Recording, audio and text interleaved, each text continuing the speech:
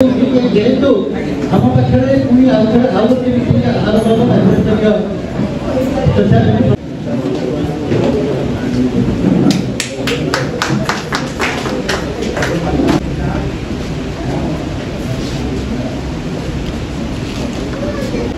जय जगन्नाथ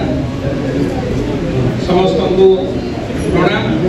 भाई पिला कार्यक्रम ये देखला बेलू वरिष्ठ नेतृत्व मान जो मानकर आशीर्वाद रे पहुंची जो मान स्नेह श्रद्धारे माली विधायक से नेतृत्व मान उपस्थित एवं जो मानकर कंपिटिशन होता डिबेट वक्तृता प्रतियोगिता होता पे गोटे श्रेष्ठ दिन आज दुई जन श्रेष्ठ नेतृत्व सुभाष बोस एवं वीर सुरेंद्र सायंकर जयंती ए अवसर में ओडिशा विकास महामंच एठी एक कंपिटिशन बा डिबेट कंपिटिशन बा वक्तृता प्रतियोगिता करुथिले युव समाज को किभली भावे समाज पाई तांकर लक्ष्य कौन समाज आगामी समाज पाई तांकर भूमिका कौन ए विषय रे आलोचना चली निश्चित भावे मु कहबी एक कथा तो युव समाज बा जो माने आज छात्र होइचंदी काली ए देशर भविष्यत हेबे सेमान ए राज्य पाई ए देश पाई किछि करिवार समय आसीछि किंतु आमे युव समाज को भितरे मुंड भितरे हमको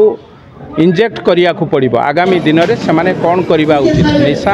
आम पाई एक सामाजिक व्याधि हो गलानी आम समस्त गोटे बोझ हो गलानी ताकू केवल किभली भावे निशा मुक्त ओडिशा गठन करिया को पड़िबो ड्रग्स हो मद हो गुटखा हो आ द्वारा केवल गोटे लोकर क्षति हो ना गोटे लोक मरु ना ता परिवार मरी जाउछि जदि जड़े कैंसर पड़ा ता परिवार सर्वशांत होती एक कथा को आमको आज चिंता करिवार समय आसीछि एवं युव समाज को निशारू मुक्त करिबा पई भल भारत गठन पई एक विकसित भारत गठन पई विकसित ओडिशा पई निशा मुक्त ओडिशा निहाती आवश्यकता अछि एवं ताकू करिवार दायित्व मध्य युव समाज उपरे खाली थोई देले होबा नाही ए दायित्व केवल सरकारनकर नुह बा किछि व्यक्तिंकर नुह आम समस्तंकर नैतिक दायित्व सेही भली भावे मो संस्कृति की रक्षा करिबा मो संस्कृति होछि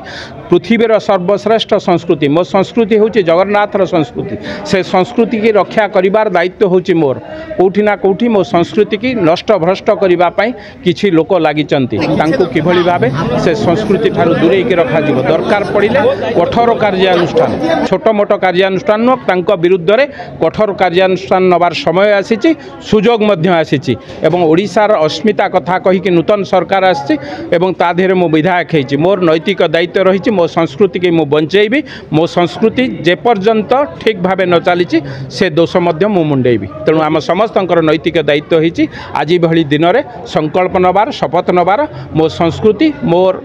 राज्य मो देश बंचार आवश्यकता रही।